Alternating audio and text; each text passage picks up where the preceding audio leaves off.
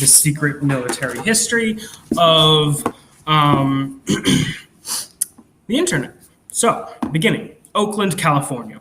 It was February 18th, 2014, and already dark when I crossed the bay bridges from San Francisco and parked my car downtown.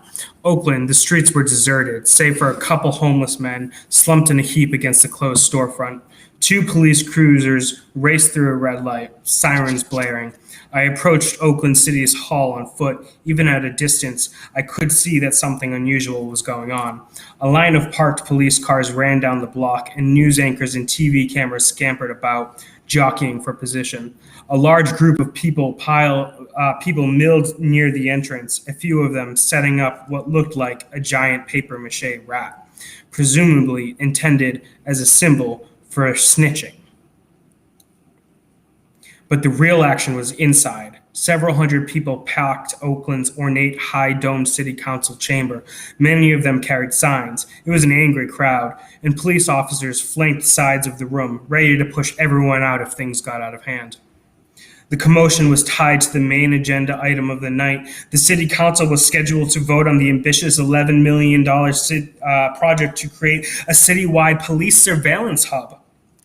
Its official name was the Domain Awareness Center, but everyone called it DAC, the DAC, DAC.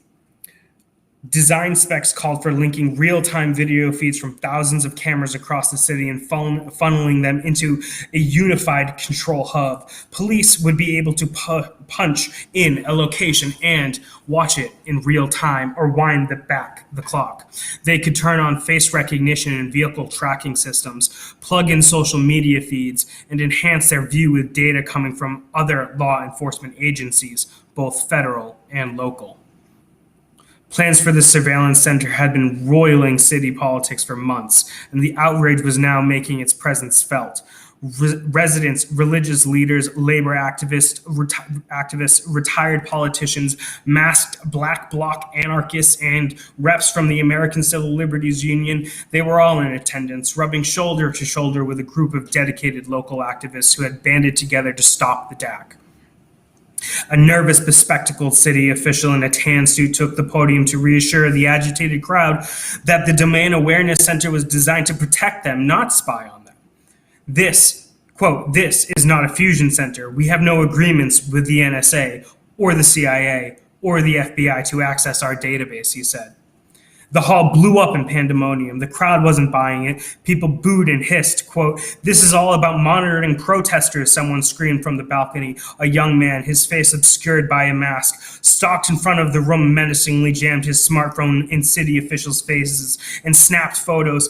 Quote, "How does that feel? How do you like being surveilled all the time?" he yelled. A middle-aged man, bald, wearing glasses and crumpled khakis, took to the podium and tore into the city's political leaders. "You council members somehow believe that the Oakland Police Department, which has an unparalleled history of violating the civil rights of Oaklanders and which can't even enforce its own policies or follow its own policies, rather, be it a crowd control policy or a body camera policy, can somehow be trusted to use the DAC?" He left with a bang, yelling, "The only good DAC is a dead DAC." Wild applause ensued. Oakland is one of the most diverse cities in the country. It's also home to violent, often uncomfortable police department, which has been operating under federal oversight for over a decade.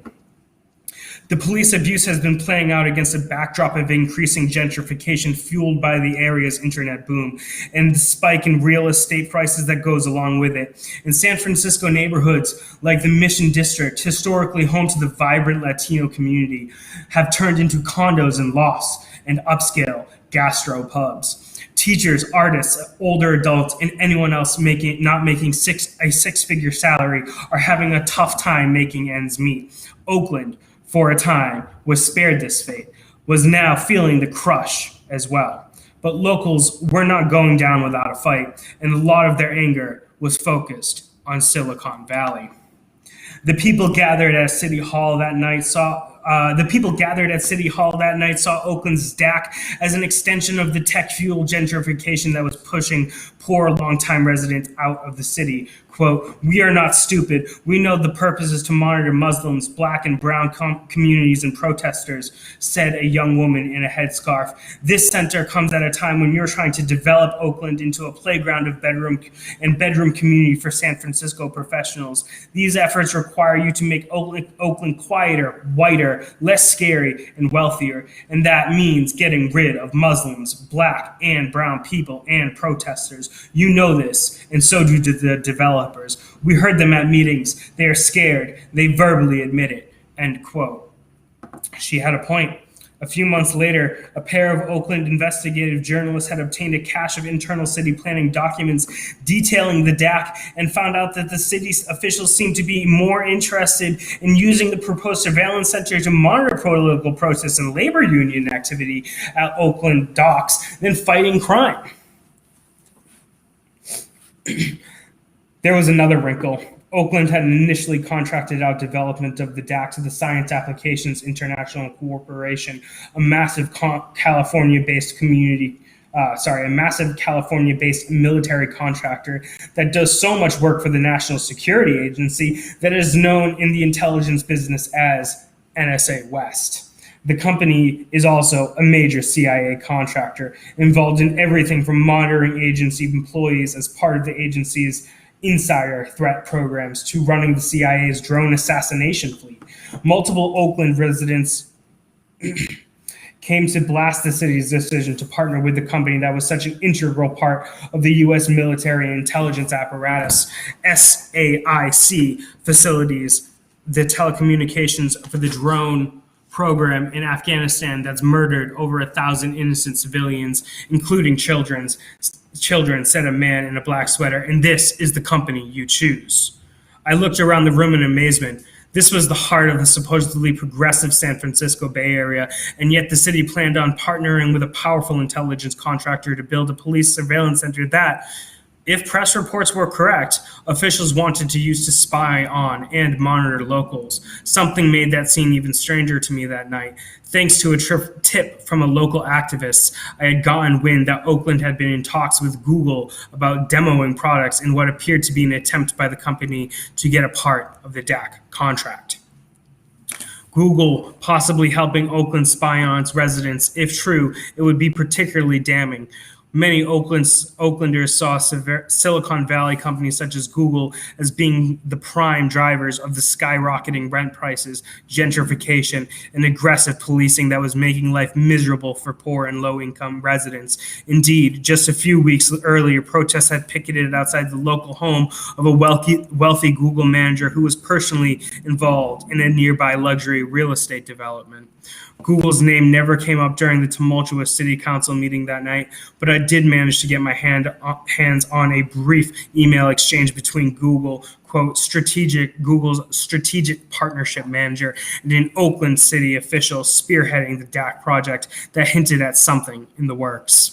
In the weeks after the city council meeting, I attempted to clarify this relationship. What kind of services did Google offer Oakland's police surveillance center? How far did the talks progress? Were they fruitful? My requests to Oakland were ignored, and Google wasn't talking about them either. Trying to get answers from the company was like talking to a giant rock.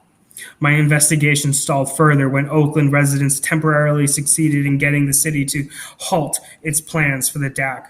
Though Oakland's police surveillance center was put on hold, the question remained, what could Google, a company obsessed with its progressive, quote, "don't be evil" image after a controversial police surveillance center?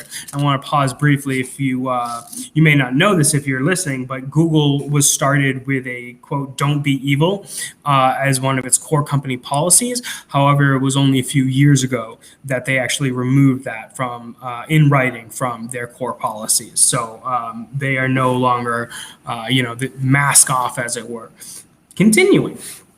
At the time, I was a reporter for Pondo, a small but fearless San Francisco magazine that covered the politics of business of Silicon Valley. I knew that Google made most of its money through sophisticated targeted advertising systems that tracked its users and built predictive models of their behavior and interests. The company had a glimpse into the lives of close to 2 billion people who used its platforms, from email to video to mobile phones, and it performed a strange kind of alchemy, turning people's data into gold. Nearly 100 billion in annual revenue and market capitalization of 600 billion. Its co-founders Larry Page, Sergey Brin, and a combined personal wealth estimated to be $90 billion. Google is one of the wealthiest and most powerful corporations in the world, yet it presents itself as one of the good guys, a company on a mission to make the world a better place and a bulwark against corrupt and intrusive governments all around the globe. And yet, as I traced the story and dug into the details of Google's government contracting business, I discovered that the company was already a full-fledged military contractor, selling versions of its consumer data mining and analysis technology to police departments, city governments, and just about every major U.S. intelligence and military agency. Over the years, it had supplied mapping technology used by the U.S. Army in Iraq, hosted data for the Central Intelligence Agency, indexed the National Security Agency's vast intelligence databases, built military robots, co-launched a spy satellite with the Pentagon, and leased its cloud computing platform to help police departments predict crime. And Google is not alone. From Amazon to eBay to Facebook, most of the internet companies we use every day have also grown into powerful corporations that track and profile their users while pursuing partnerships and business relationships with major U.S. military intelligence agencies. Some parts of these companies are so thoroughly intertwined with the American security services that it's hard to tell where they end and the U.S. government begins. I need a quick drink.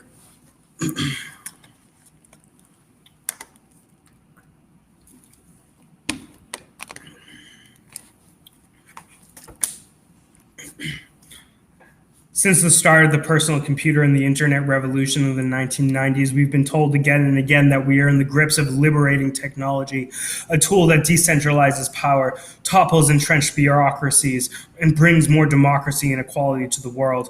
Personal computers and information networks were supposed to be the new frontier of freedom, a techno-utopia where authoritarian and repressive structures lost their power, and where the creation of a better world was still possible.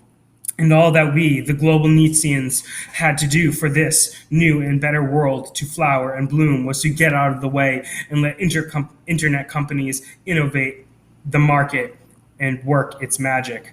The narrative has been planted deep into our culture's collective subconscious and holds powerful sway over the way we view the internet today. Now, I talked about this a little bit in my first stream, which you can find on Twitch. There's a recording on Twitch and Periscope.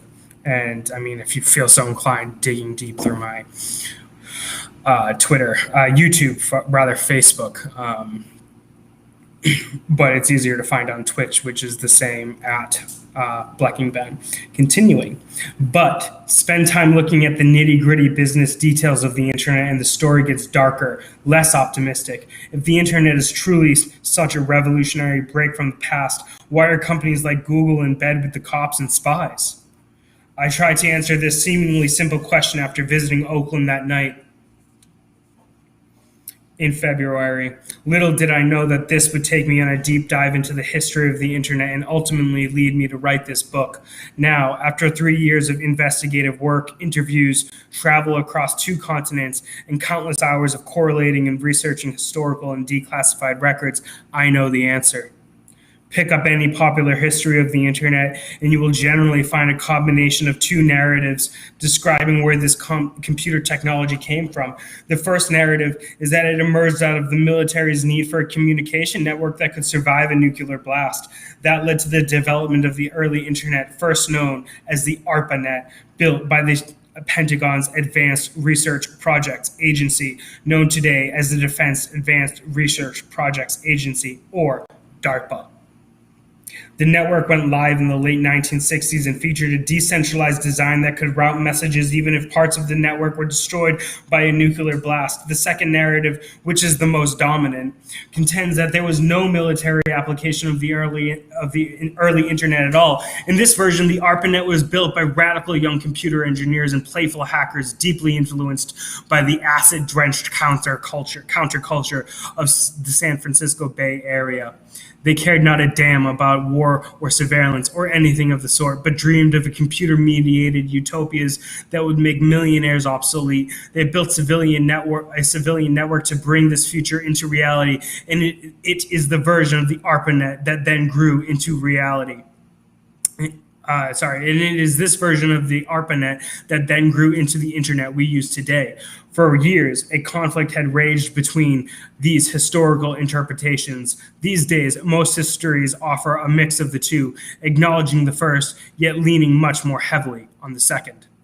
My research reveals a third historical strand, the creation of the early internet, a strand that has all but disappeared from the history books. Here, the impetus was rooted not so much in the need to survive a nuclear attack, but in the dark military arts of counterinsurgency and America's fight against the perceived global spread of communism. In the 1960s, America was a global power overseeing an increasingly volatile world. Conflicts and regional insurgencies against U.S. allied governments from South America to Southeast Asia and the Middle East. These were not traditional wars that involved big armies, but guerrilla campaigns and local rebellions, frequently fought in the regions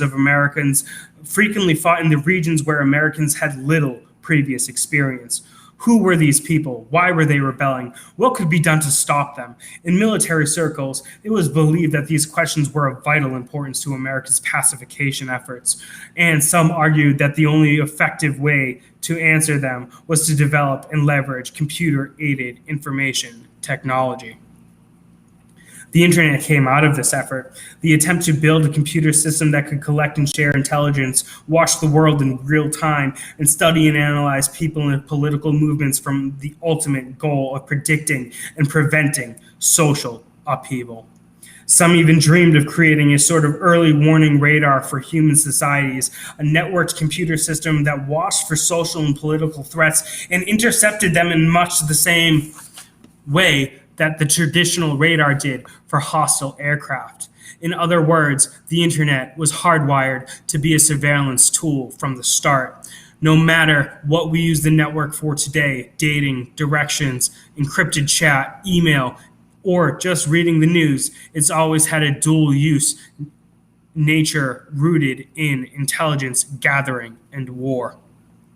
As I traced this forgotten history, I found that I was not so much discovering something new, but uncovering something that was plainly obvious to a lot of people not so long ago. Starting in the 1960s, the United States, a big fear about proliferation of the computer databases and networking technologies arose. People worried that these systems would be used by both corporations and governments for surveillance and control. Indeed, the dominant culture view at that time was that computers and computing technology, including the ARPANET, the military research network that would grow into the internet we use today, were tools of repression, not liberation.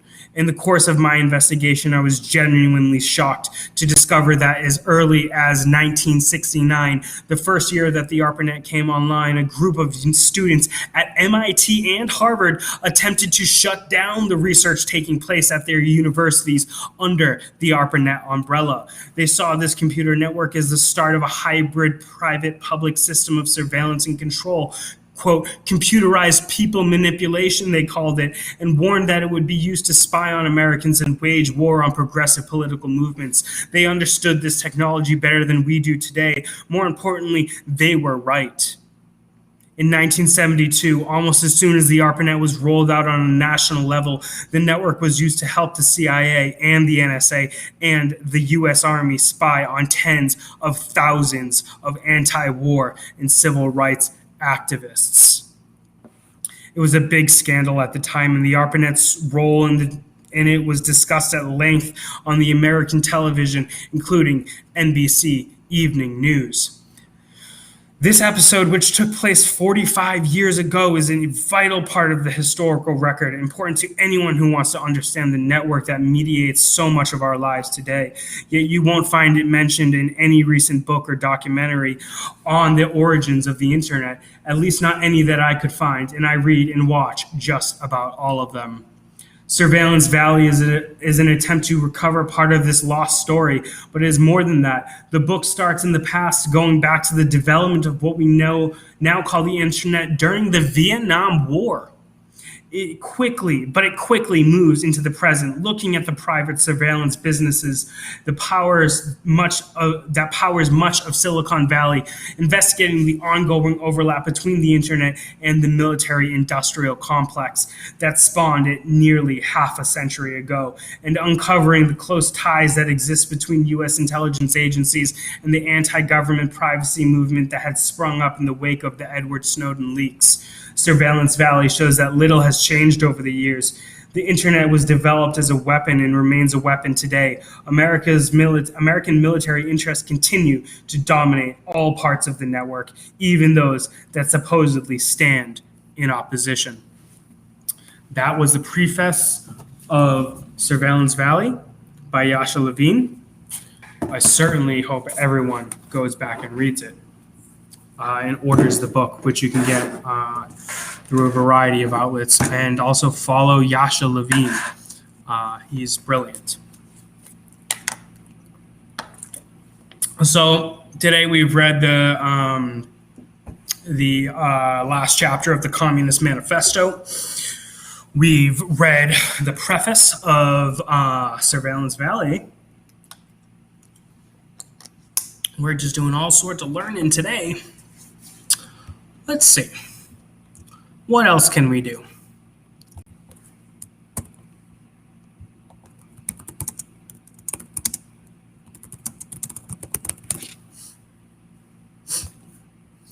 Because we've only been live for about 20, 30 minutes total, so.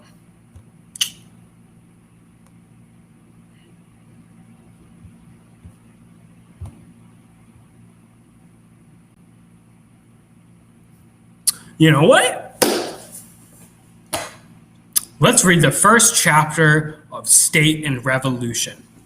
We're going to pause this stream and this stream to create a different separate title and video for other platforms.